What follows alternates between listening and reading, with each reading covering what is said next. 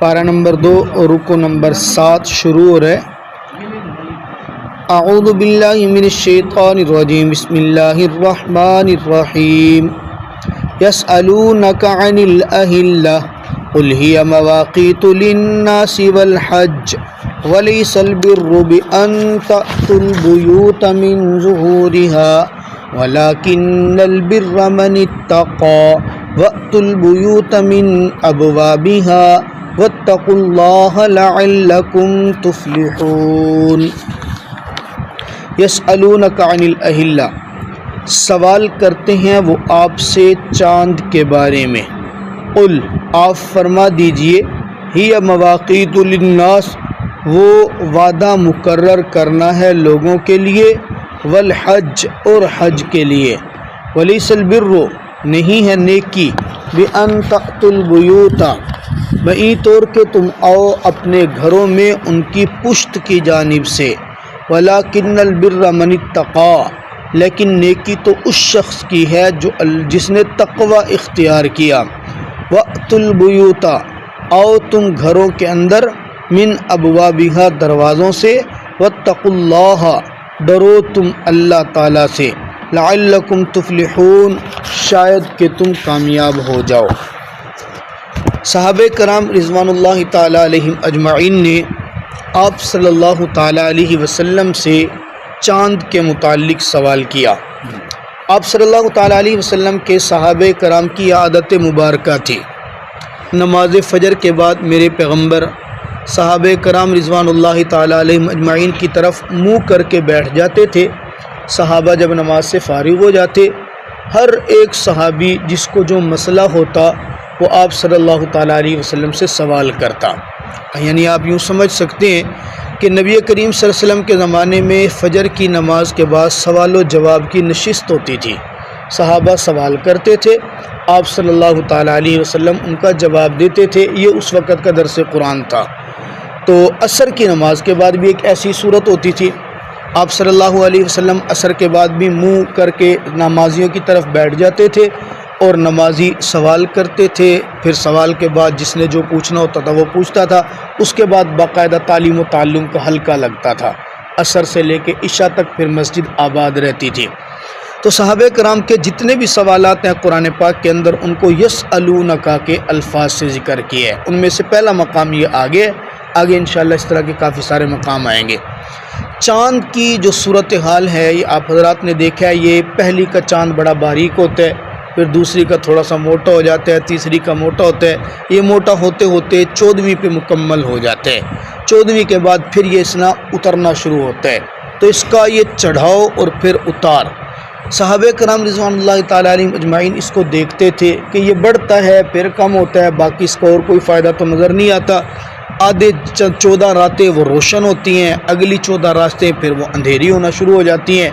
پوچھ لیا یا رسول اللہ یہ چاند کیا ہے، اس کا یہ کم ہونا، زیادہ ہونا، گھٹنا بڑھنا یہ کیا ہے؟ آپ صلی اللہ تعالی علیہ وسلم نے اللہ کے حکم سے فرمایا کہ اس کا مقصد گھٹنے بڑھنے کا صرف ایک ہی ہے کہ اس سے آپ اپنے معاملات کے اوقات کی تعین کر سکتے ہیں، تاریخوں کا تعین کر سکتے ہیں کہ میں آپ کے ساتھ فلاں وعدہ کر رہا ہوں چاند کی 15ویں تاریخ کو، چاند کی 14ویں تاریخ کو، چاند کی 12ویں تاریخ کو۔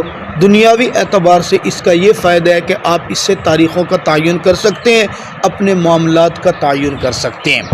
شرعی طور سے اس کا مقصد یہ ہے چاند کا کم ہونا بڑھنا کہ اس سے حج کے اوقات اور روزے کے اوقات، اسی طرح قربانی کے وقت، ان اوقات کا تعین اللہ نے کیا ہے۔ ظاہر ہے چاند کے اعتبار سے مہینہ ختم ہوگا تو اگلا مہینہ شروع ہوگا، شریعت کے جتنے معاملات ہیں وہ سب کے سب چاند کے اعتبار سے ہیں۔ شمسی تاریخ کا جو شمار ہے جو آج کل ہوتا ہے یہ بھی ٹھیک ہے، اس کو بھی استعمال کرنا ناجائز تو نہیں ہے، لیکن قمری تاریخ کا استعمال کرنا یہ فرض علی الکفایہ ہے، اس کو بالکل ہم ختم نہیں کر سکتے۔ دنیاوی اعتبار سے، دینی اعتبار سے قمری تاریخ کا تعین اس لیے کیا گیا کہ چاند آسمان پر ہوتا ہے، اس کو دیکھنا ہر ایک کے لیے آسان ہے، ان پڑھ بھی اس کو دیکھ سکتا ہے، پڑھا لکھا بھی دیکھ سکتا ہے، جاہل بھی دیکھ سکتا ہے، وہ اپنے معاملات کا تعین کر سکتا ہے۔ لیکن جو شمسی تاریخ ہے ظاہر ہے اس کے لیے آلات کو ضروری ہیں، اس کے لیے معاملات ضروری ہیں، اس کے لیے کافی سارے پڑھا لکھا ہونا ضروری ہوتا ہے، اس لیے اس کے ساتھ حساب و کتاب کرنا ذرا وہ مشکل کام ہے۔ اس لیے اللہ رب العزت نے چاند کو معاملات شریعت کے اعتبار سے بھی اور دنیاوی اعتبار سے بھی تاریخوں کے تعین کے لیے اس کو رکھا ہے۔ اس کا صرف یہی ایک مقصد ہے۔ دوسری، اہل عرب کے اندر ایک مخصوص عادت تھی، وہ اپنے اعتبار سے اس کو بہت بڑی نیکی سمجھتے تھے۔ وہ یہ سمجھتے تھے کہ جب کبھی وہ حج کے لیے احرام باندھ لیتے نا، حج کا احرام باندھتے یا عمرہ کرنے کا احرام باندھتے، تو احرام باندھنے کے بعد کبھی اپنے دروازے سے احرام کی حالت میں داخل نہیں ہوتے تھے۔ کعبۃ اللہ میں چلے گئے طواف کرنے کے لیے، ضرورت پڑی ہے گھر آنے کی، تو وہ گھر کے دروازے سے نہیں آتے تھے بلکہ گھر کی پشت سے سیڑھی لگا کے پیچھے کی جانب سے داخل ہوتے، یا نقب لگاتے تھے، سوراخ کرتے تھے دیوار میں، پشت میں جانب اس سوراخ کر کے آتے تھے۔ ان کا نظریہ کیا ہوتا تھا کہ ہم لوگ اپنے دروازے سے گزرتے ہیں نا، ہم گناہ گار لوگ ہیں، ہم گناہ کر کے نا اپنے دروازے سے آتے ہیں، جب ہم نے احرام باندھ لیا اب تو ہم گناہ سے پاک ہو رہے ہیں، تو وہ دروازہ جس کو ہم گناہ کرنے کے بعد استعمال کرتے ہیں، اب احرام باندھ کے ہم اس دروازے سے داخل ہوں تو یہ اچھی بات نہیں ہے، اس لیے وہ دروازے کی پشت کی جانب سے آتے تھے۔ اللہ رب العزت نے اس کو خاص طور پہ ذکر کیا، وَلَيْسَ الْبِرُّ بِأَن تَأْتُوا الْبُيُوتَ مِن ظُهُورِهَا۔ نیکی اس چیز کا نام نہیں ہے کہ آپ احرام باندھ کے اب اپنے گھر کی پشت کی جانب سے ہو، یہ کوئی نیکی نہیں ہے۔ اصل نیکی کیا ہے؟ لَٰكِنَّ الْبِرَّ مَنِ اتَّقَىٰ۔ نیکی یہ ہے کہ آپ اللہ سے ڈر جاؤ، نیکی یہ ہے کہ آپ اچھا کام کرو تب بھی اللہ سے ڈرو، پتہ نہیں یہ قبول ہوگا یا نہیں ہوگا، اللہ تو قبول فرما لینا۔ برا کام اس وقت تو ڈرنا ہی ڈرنا ہے کہ جب برائی ہو رہی ہے تو اللہ سے ڈر جاؤ، اللہ مجھ سے گناہ ہو گیا، میں آپ سے توبہ کرتا ہوں، اللہ مجھ سے گناہ ہو گیا ہے، میں آپ سے معافی چاہتا ہوں۔ وَأْتُوا الْبُيُوتَ مِنْ أَبْوَابِهَا، حکم دیا احرام باندھنے کے بعد دروازوں سے ہی آؤ۔ ان دروازوں کو یہ سمجھنا، اس میں دروازے کا تو کوئی قصور نہیں ہے نا کہ گناہ کر کے آپ ادھر سے جا رہے ہو یا نہیں جا رہے ہو، دروازے کا کیا قصور ہے؟ قصور تو تمہارا ہے کہ گناہ بھی تم ہی کرتے تھے، اب احرام بھی تو تم نے ہی باندھا ہے، تو دروازے کو کیوں تبدیل کر رہے ہو؟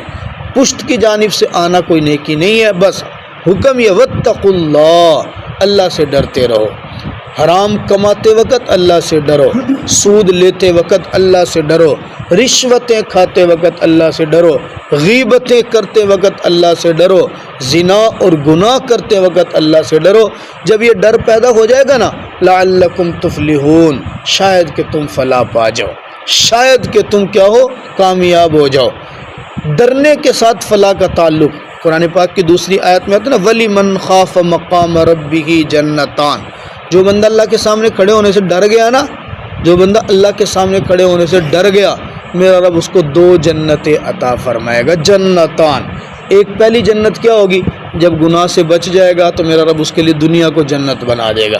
لوگ اس کے اچھے الفاظ سے آگے، بڑا نیک آدمی ہے یار، گناہ نہیں کرتا، نیکی کرتا ہے، یہ دنیا کے اندر اچھے الفاظ سے اس کو یاد کیا جائے گا، دنیا جنت بن جائے گی۔